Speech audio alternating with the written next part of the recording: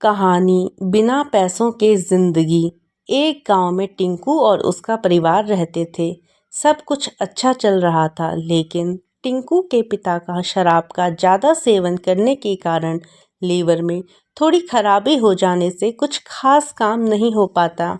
अब टिंकू के पिता का काम भी छूट जाता है।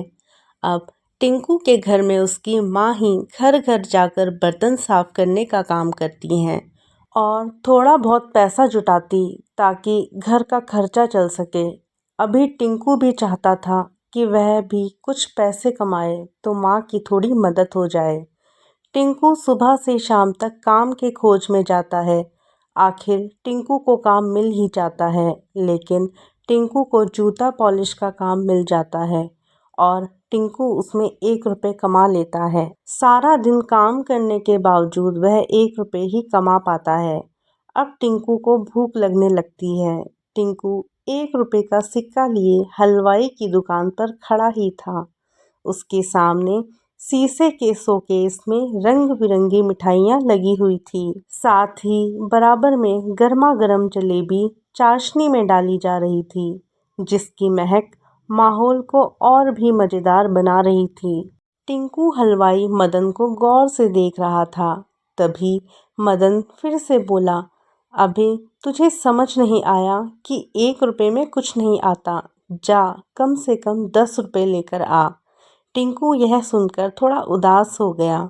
फिर बोला, भैया कोई काम बता दो, मैं कर लूँगा, साफ सफाई का, बर्तन मांजने का, लेकिन कुछ खाने को दे दो, बहुत भूख लगी है। दोस्तों, अगर आपको कहानी अच्छी लग रही हो तो प्लीज़ मेरे चैनल को सब्सक्राइब और वीडियो को लाइक करना ना भूलें। चलते हैं कहानी की ओर। मदन ने एक नज़र टिंकू को ऊपर से नीचे तक देखा और कहा, अबे तू क्या काम करेगा, बिकता सा तो है, किसी ने देख लिया तो दुकान बंद हो जाएगी, चल भाग जा यहाँ से। मदन अपने नौकरों को डांटकर जल्दी जल्दी काम करने के लिए कह रहा था। पूरे जिले में मदन हलवाई के समोसे और जलेबी मशहूर थी। सुबह दुकान खुलते ही ग्राहकों की भीड़ लग जाती थी। टिंकू वहां से जरा दूर हटकर एक बिजली के खंभे के साथ खड़ा हो गया। टिंकू एक फटी सी निक्कर एक टी शर्ट पहने अभी भी ललचाई नजरों से उधर ही देख रहा था। टिंकू ने एक बार फिर से अपनी मुट्ठी में बंद सिक्के को देखा। फिर वह सोचने लगा कि शायद आज भूखे ही रहना पड़ेगा, लेकिन किस्मत को कुछ और ही मंजूर था। मदन का नौकर समोसे से भरी परात लेकर दुकान में घुस रहा था। तभी 2 समोसे नीचे गिर गए। मदन उस पर जोर से चिल्लाया, अबे दिखाई नहीं देता, देख कर काम कर, चल उठा इन्हें, नहीं तो पैर में आएंगे। नौकर ने जल्दी से समोसे की परात रख दी, जहां बेचने वाले के चारों ओर लोग झुंड लगाकर खड़े थे और समोसों का इंतजार कर रहे थे। उसने जल्दी से दोनों समोसे उठाए। शायद दुकान पर कोई नहीं होता तो मदन कह देता कि इन्हें वापस परात में डाल दो, लेकिन ग्राहकों के सामने ऐसा नहीं कर सकता था। इसीलिए उसने कहा, एक काम कर, वो सामने लड़का खड़ा है, उसे दे दो। नौकर फटाफट टिंकू को समोसे पकड़ाकर चला गया। टिंकू ने वहीं जमीन पर बैठकर एक समोसा खाना शुरू कर दिया।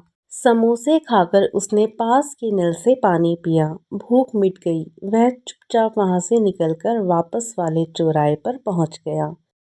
यही तो उसका ठिकाना था। जैसे ही रेड लाइट होती, टिंकू और उसके साथ के बच्चे एक कपड़ा लेकर गाड़ियों के शीशे साफ करते। बदले में कोई 1-2 रुपए दे देता, नहीं तो ऐसे ही चला जाता था। टिंकू पूरे दिन भाग दौड़ कर पैसे कमाता। शाम को वह बैठकर पैसे गिन रहा था। आज तो पूरे 70 रुपए कमा लिए। वह पैसे लेकर घर की ओर चल दिया। पास ही में एक फ्लाईओवर के नीचे उसकी माँ ने एक छोटा सा तंबू लगा रखा था।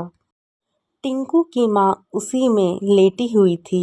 टिंकू ने आते ही कहा, माँ आज देख 70 रुपए कमा लिए, ला अपना दवाई का पर्चा दे, मैं जल्दी से तेरी खांसी की दवा ले आता हूँ। उषा ने कहा, बेटा इस पैसे से कुछ राशन ले आता तो मैं तेरे लिए कुछ पका देती। टिंकू बिना कुछ बोले खुद ही पर्चा ढूंढने लगा। पर्चा मिलते ही वह तंबू से बाहर जाते हुए बोला, तेरी दवाई लाता हूँ, बापू आ गया तो सारे पैसे छीन लेगा। टिंकू तेजी से बाहर निकल गया। इधर उषा सोच रही थी, सच ही तो कह रहा है, उसका पति मोहन सिंह सारा दिन जुआ खेलता रहता है। जब शाम होने लगती है तो आज की दिहाड़ी में से पैसे लेने आ जाता है। उषा से तो मारपीट करके पैसा ले जाता था, लेकिन जब से वह बीमार पड़ी है तब से टिंकू से भी पैसे छीनने लगा है। कुछ देर में टिंकू आ गया। माँ को दवा पिला ही रहा था कि मोहन सिंह सामने आ गया। क्यों बे, ये दवा कहाँ से लाया? टिंकू, बापू ये तो सरकारी दवाखाने से लाया हूँ। ये लो 20 रुपए, आज बस इतने बन पाए हैं। मोहन सिंह ने गुस्से में पैसे छीन लिए। फिर टिंकू से कहा, झूठ बोला तो तुझे उल्टा लटका दूंगा। कल से कम 50 रुपए मुझे चाहिए। उषा ने लड़खड़ाती आवाज में कहा, खुद तो कुछ काम करता नहीं, छोटे से बच्चे की मेहनत की कमाई उड़ाता रहता है। मैं एक बार ठीक हो जाऊं तो इसे लेकर कहीं और चली जाऊंगी। मोहन सिंह उषा के मुंह नहीं लगना चाहता था। उसे दुकान बंद होने से पहले शराब जो लानी थी वह चुपचाप वहां से निकल गया। उषा ने टिंकू से पूछा, तूने कुछ खाया कि नहीं? टिंकू बोला, माँ आज मुझे 2 समोसे सुबह ही मैंने खा लिए, अब तक भूख नहीं लगी है। उषा की आंखों में आंसू भर आए। बेटा भूख कहाँ से लगेगी, जब अपने माँ बाप पर सारे पैसे लुटा देगा तो रुक, मेरे पास 10 रुपए हैं, जा बाहर जाके कुछ खा ले। टिंकू बिना कुछ बोले पैसे लेकर बाहर चला गया। भूख तो उसे लग रही थी, लेकिन अगर बापू को पैसे नहीं देता तो वह माँ को मारता, इसलिए माँ को बचाने के लिए उसने भूख को मार दिया।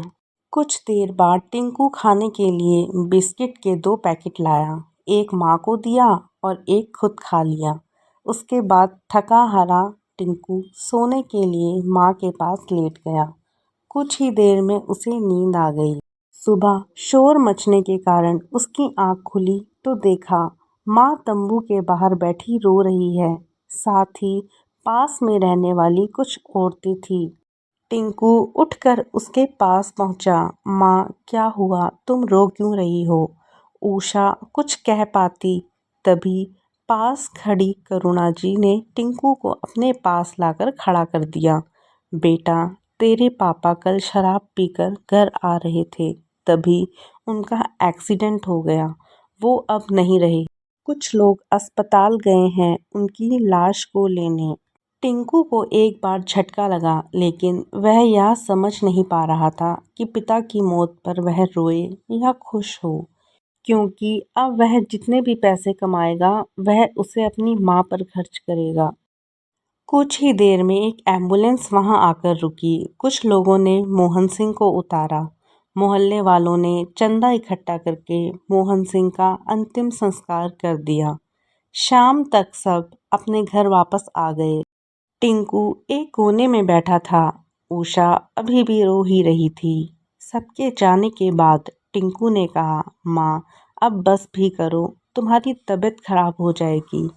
उषा ने टिंकू को अपनी गोद में बिठाया, प्यार से उसके सिर पर हाथ फेरा और कहा, भगवान ने तेरे सिर से पिता का साया छीन लिया।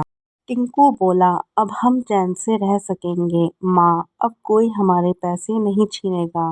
पिता से तो हमें हमेशा एक ही चीज़ मिली है, वो है पैसों का दर्द। अब तुम्हारा ढंग से इलाज होगा।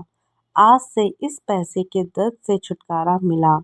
अब हमारा पैसा हमारा ही होगा। उषा सोच रही थी, मेरा बच्चा बिना बचपन देखे ही बड़ा हो गया। वैसे कह तो सही रहा है, उस आदमी ने दर्द के अलावा हमें दिया ही क्या है। इधर टिंकू कल से कमाए जाने वाले पैसों को जोड़ने की सोच रहा था। उसने निश्चय किया कि कल शाम को आते हुए एक गुल्लक ज़रूर लाएगा। जितने पैसे उसका बाप छीन लेता था उन्हें वह गुल्लक में डालेगा। दोस्तों, अगर आपको कहानी अच्छी लगी हो तो प्लीज़ मेरे चैनल को सब्सक्राइब और वीडियो को एक लाइक करना ना भूलें। धन्यवाद।